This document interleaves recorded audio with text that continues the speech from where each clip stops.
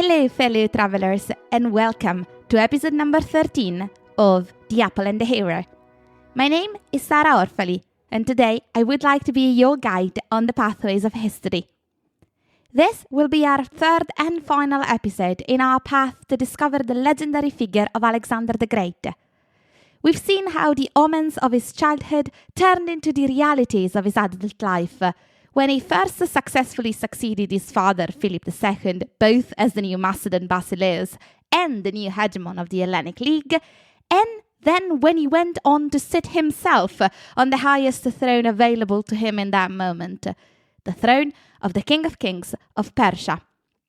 We've learned how, in the span of just 3 years, Alexander had gone from young prince waiting at the foot of the throne, looking at his father's preparation to take on the biggest challenge he would ever face, to supreme ruler of the very same empire Philip II had wanted to conquer. We've looked into Alexander's victories, his strategies, his complete indifference towards some basic tenets of life, such as the passing of time. We've seen up close how his personal charisma and abundant courage gained him victory after victory, but also how it exposed him to untold risks. We've met the great king, spearheading a blend of two different cultures, even if only for his own selfish purposes, but we also met the paranoid monarch, seeing conspiracies around every corner and traitors even in the oldest of allies. In the last episode, we've left him at the end of the first purge of his army, when old, loyal friends suddenly found themselves unjustly accused and swiftly punished for crimes they'd never even thought about committing. Today, we'll see the end of the path, what happened and what could have come to pass had fate not cut Alexander's life too short. I hope you're ready, my fellow travelers, because today we march to the end of the world.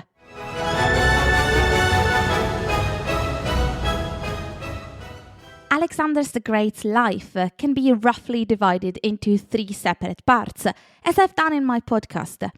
His childhood at the Macedonian court, his youth on the battlefields of Persia, and the end of his life with one last mad adventure.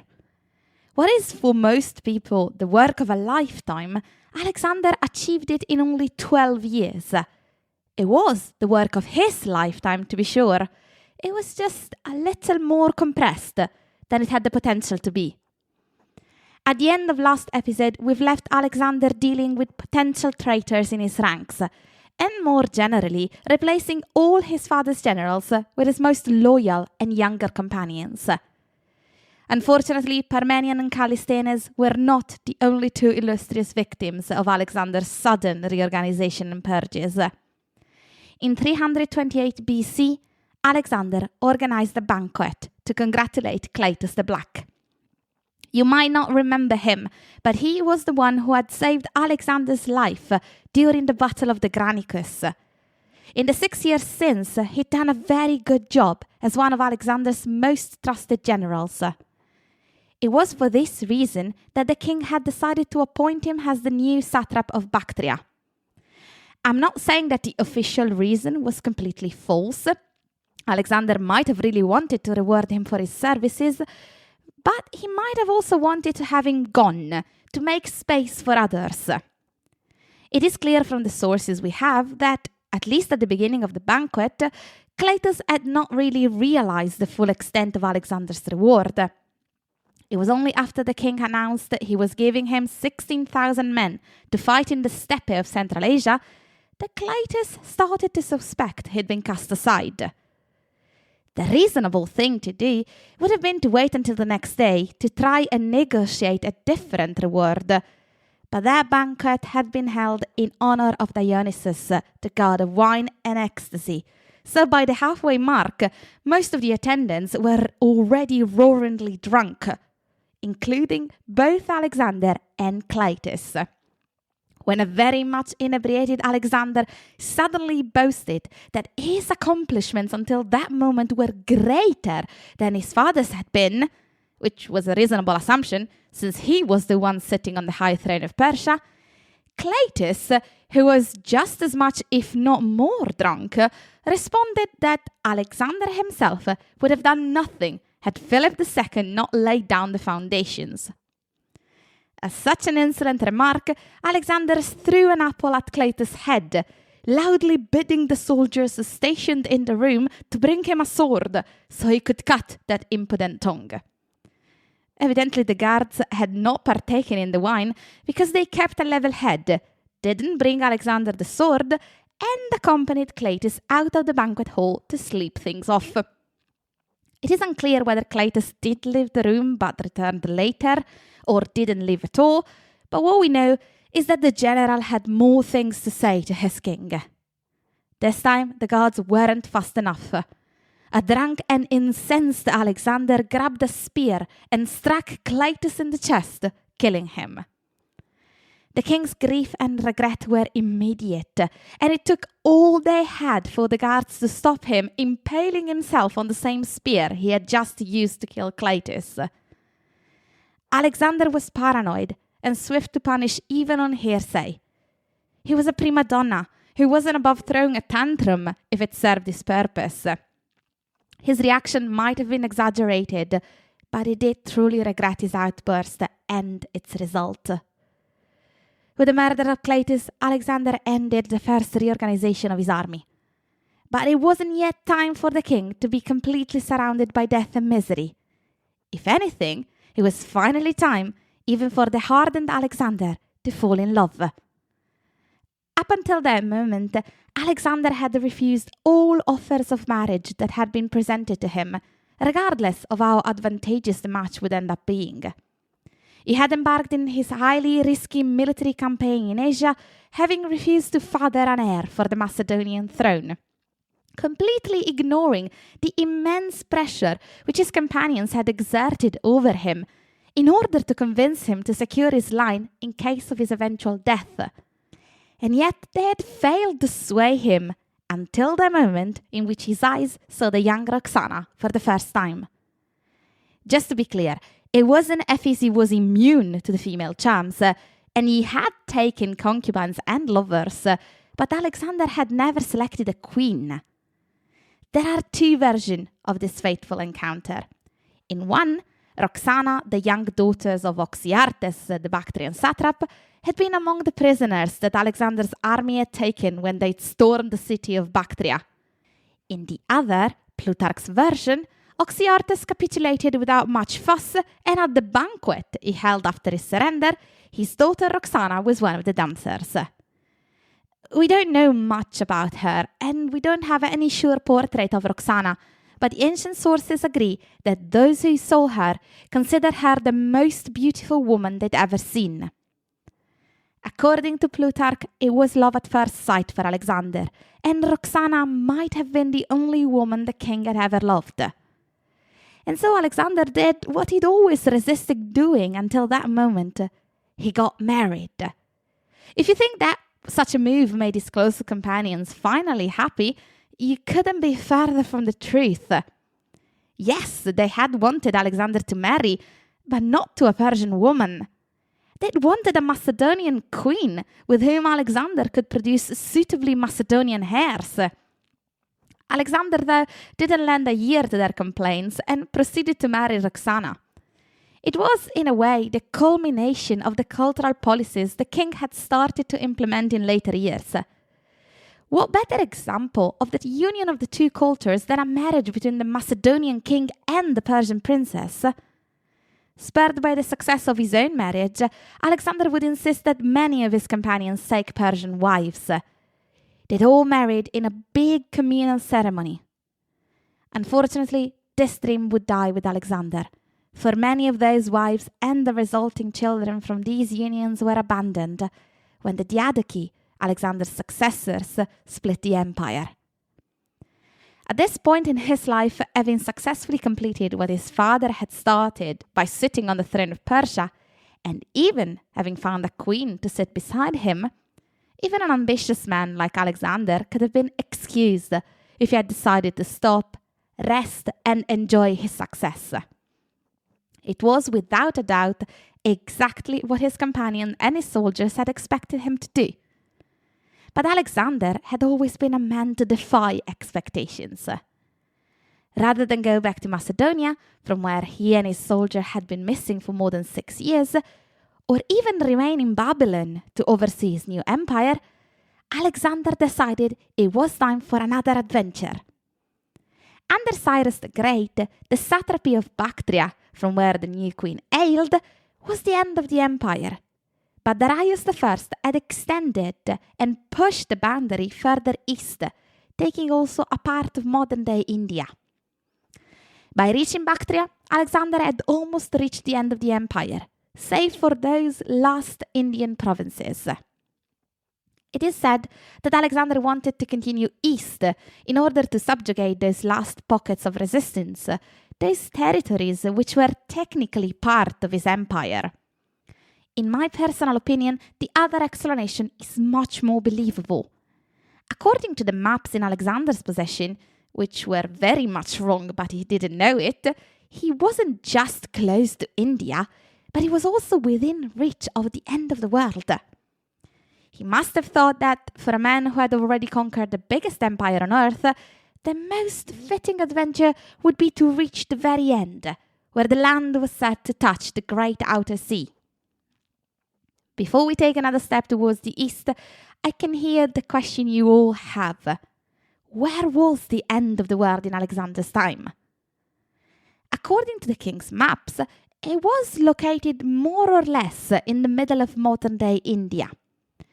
As you might have noticed, there is no sea in the middle of India, so who knows what Alexander would have really done had he reached the end of his maps, but without any sea in sight. Fortunately for him, as he planned the expedition, he didn't know any of this. Against the advice of his own companions, and very much against the wishes of his own soldiers, Alexander decided that rather than go west, where they were all expecting him to go, he was going to go east. Unfortunately for us, what I think is the most tantalizing period of Alexander's life is not covered by the ancient sources. The king had already killed off his one official biographer, Callisthenes, when he had refused to prostrate himself in front of him, and nobody had dared to take his place. The sources which have been used as my guides until this moment are equally as silent, mostly because they had all based themselves on Callisthenes' work, with the exception of Arrian's Anabasis of Alexander, which claim to have had access to the writing of Alexander's companions and courtiers, which have sadly not survived to this day. But even with those sources, we're still far from having a full picture of what happened over the 2 long and exhausting years the Macedonian army spent wandering around the Indian subcontinent. Interestingly, there are also some Indian literary accounts and folk tales which can fatten up our knowledge somewhat, but those were written years after the facts and their authenticity is still not quite proven. It is disappointing not to be able to see clearly, but what I'm about to tell you is my attempt at using what has survived till today to part at least slightly the veil over Alexander's last adventure. To be fair, the king never said that the scope of the expedition was going to be purely cultural. He had prepared himself and his army for another military campaign.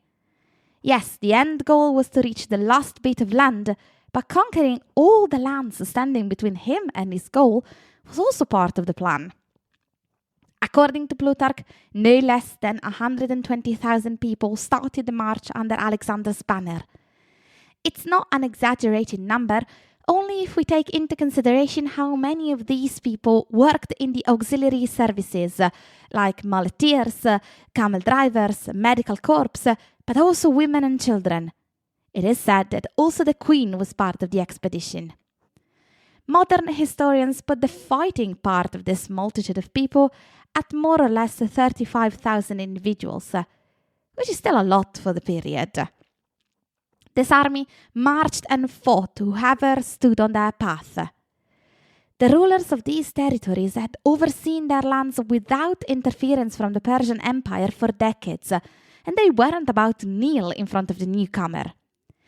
Each and every one of those small states fought tooth and nail against the rising tide that was Alexander. The people of Taxila, maybe hoping to scare the Macedonian Persian army away, deployed their battle elephants. It would have been a good strategy if only the soldiers hadn't already met with these animals in the Battle of Gaugamela, where Darius III had used them as a last-ditch effort to prevail over Alexander. I cannot really vouch for the veracity of my claim, but it seems to me as if Alexander had become more reckless than during the Persian campaigns. Or maybe the people surrounding him were either less skilled or less invested in keeping the king hale. Against the Aspasioi of the Kunar Valley, Alexander received a dart in the shoulder. We don't know if poisonous or not. During the siege and conquering of the fort of Massaga, he was severely wounded on his ankle. Nothing really life-threatening, but maybe a sign that the campaign was taking its toll also on the king. If the Indian expedition had yet to severely wound the king in his body, it managed to deal him a devastating blow to his spirit. After 30 years, most of them spent at Alexander's side, the king trusted steed, the mighty Bucephalus, breathed his last during the expedition.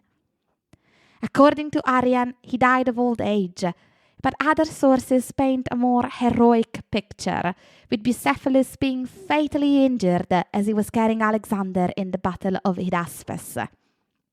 Whatever the reason, the king mourned his trusted companion, and in its honor, he founded a new city, which he called Bucephala. Despite having been almost washed away by the monsoon, which were unfortunately responsible for the loss of Bucephalus' tomb, the city is still standing to this day in modern-day Pakistan. The Battle of Hydaspes proved to be the last straw which broke the camel's back for the soldiers in Alexander's army. They never wanted to embark in what most had considered a folly, and while they had won all the battles on that moment, each of them had required a steeper sacrifice than the last one. It wasn't just a state of constant warfare that brought the soldiers to their limits, even if being forced to face enemies which almost always outnumbered them was also quite difficult. The biggest problem, though, that they faced was the environment in which they were forced to live. For people born in the temperate and dry climate of Greece, the humidity in the sub-Indian continent was proving to be a much stronger foe than their actual enemies. The soldiers reported constantly rusting blades, even saying that the swords rusted as soon as they were clean, and mouldy bread. The living conditions had become unbearable, and with Alexander showing no sign of stopping any time soon, the soldiers rebelled. At first, the king tried to resist, pleading with the soldiers to go just a little further. "We're close," he told them. "We're almost at the end of the world. It's just a little further." What Alexander considered a little further was no less than 1,000 kilometers from their current position in modern-day Beas city in Punjab. Furthermore, his maps didn't show the existence of the Ganges River, and when local guides were asked about it, the Macedonian army got told that the river was no less than 6.5 kilometers wide at the smallest crossing. It was way more than what the soldiers were prepared to accept. They wanted to go home, and they weren't about to wander around for nobody knew how many months more. Faced with what was basically a stone wall, Alexander tried a trusted technique which had worked for him in the past. He tried to out-stubborn his soldiers, making threats about having them replaced. But if such a strategy had worked in the past, when Alexander had had all the might of the Persian Empire at his disposal, it would not work this time. The soldiers knew very well that the king needed them, and away as he was from his throne, he could not swap them for more loyal minions. In the end, it was Alexander's turn to cave. Simply telling his army he had changed his mind was not feasible. He still had a reputation to maintain after all, and being backed in a corner by blackmailing soldiers wasn't a stain Alexander was prepared to have on his reputation. So he made a grand show of asking the gods for advice. Should they continue? The answer was a resounding no. Now that he had a somewhat more plausible excuse, if the gods didn't see the expedition favorably, it was a waste of time to keep going, Alexander gave the marching orders all soldiers were waiting for. It was time to go back west. Alexander's dream to reach the end of the world shattered at Beas city, modern-day Punjab in India. On the return route, a very much still angry Alexander decided to burn his frustrations by charging headfirst into a fortified Malian city he was trying to conquer. Getting separated from his soldiers meant that Alexander had no way to defend himself when, as soon as he had jumped on the other side of the fortified wall, he was ambushed by the soldiers. For his recklessness, he was hit by an arrow in the chest, which most probably also pierced his lung. For days, Alexander's doctors weren't sure he was going to make it, but in the end, he pulled through, although he would never be the same. Trying to make the most of his forced return journey, Alexander split his army in two. A part was tasked to go and explore the Persian Gulf, while he took the other half on a very difficult route through the Gedrosian desert. In the end, the sandy environment proved to be just as tough as an enemy as the Indian states, and it was with a decimated army that Alexander finally reached Persia again. The first order of business for the newly returned king was to execute many of the satraps he'd left in charge, for they had misbehaved in his absence. Then he decided to retire most of his army, with the intention of replacing them with Persian soldiers. While he might still have been angry at the rebellion, he offered his aging Macedonian soldiers quite a fortune for their retirement. They would be able to go back home and live a very rich life. Somehow, even though going back to Macedonia had been the main reason why the soldiers had refused to go further east, now that they had their goal in reach, they refused to be dismissed. This time, though, Alexander had no reason and no need to accept the situation. He promptly dismissed the soldiers and replaced them.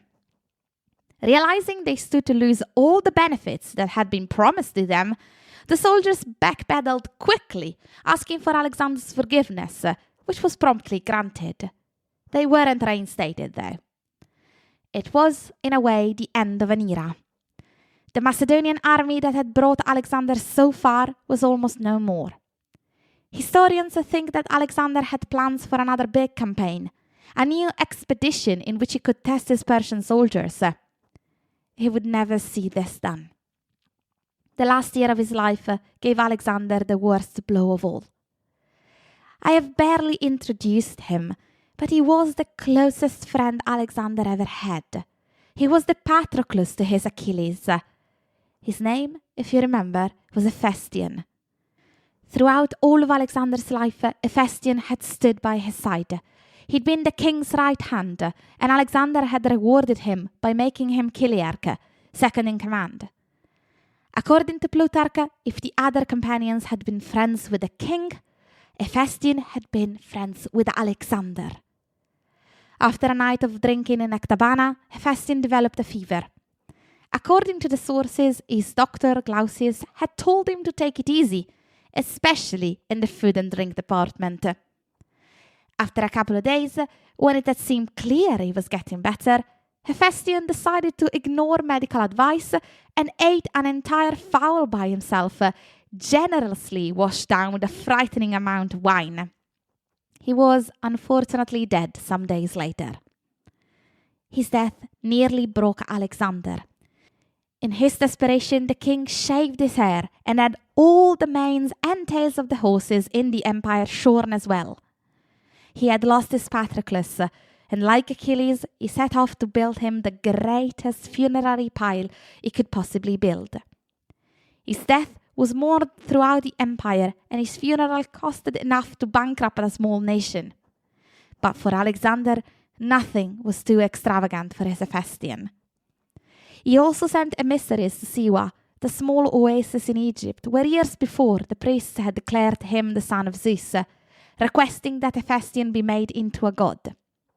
the priest refused, granting him only the title of hero and a heroic cult.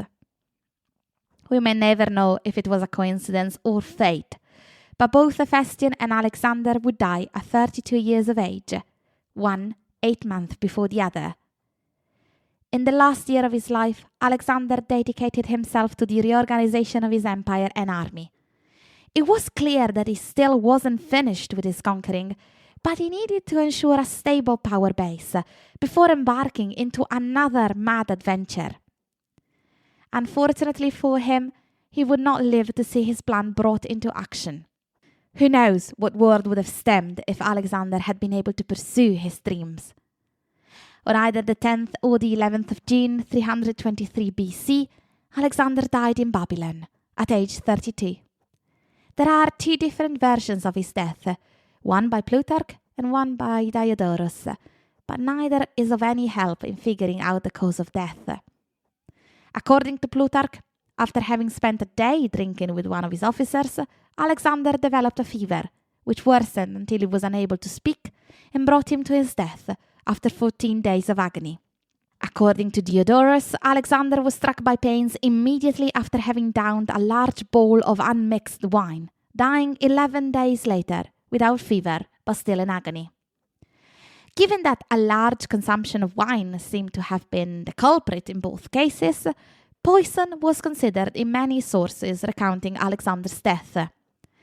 Modern historians don't believe this, if nothing else, because at the time, long-acting poisons were probably not available. And all accounts talk about a period of at least 11 days between an eventual poisoning and Alexander's death. Whatever the reason, be it poison or more natural causes like malaria or typhoid fevers, Alexander's death signaled the end of an era. Before his death, when asked who would be his successor when he died, Alexander was said to have answered, "The strongest one." Upon his death, Alexander left no official successor.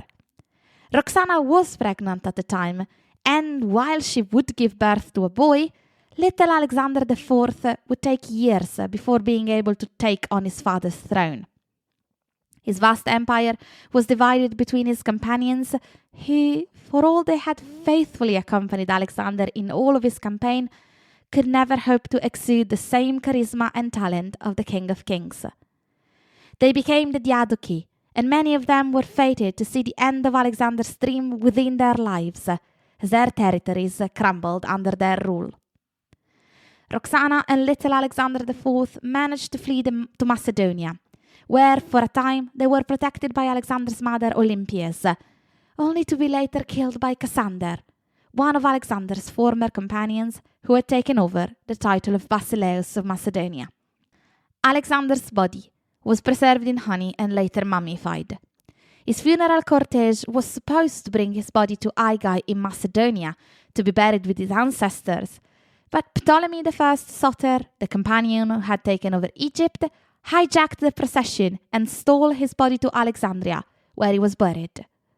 It seems clear that, for Ptolemy at least, possession of Alexander's body could give legitimacy to his rule.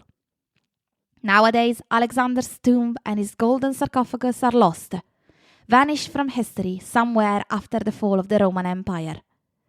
No sources can attest to what happened to them, and the unknown is only added fuel to Alexander's mystique.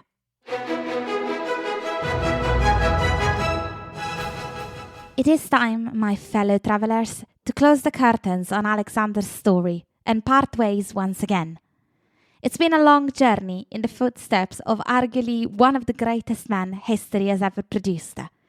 I hope you had as much fun as I did. If you want to keep traveling with me, hit the subscribe button and spread the word. Before going, I would like to leave you with Alexander's last 3 wishes upon his death.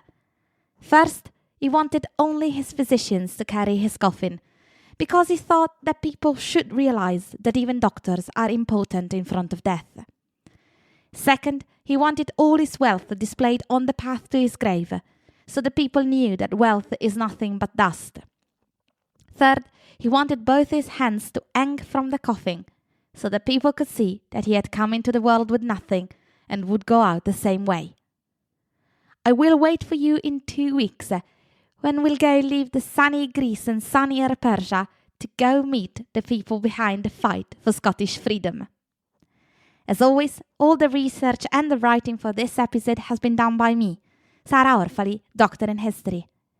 Goodbye for now. Safe travels.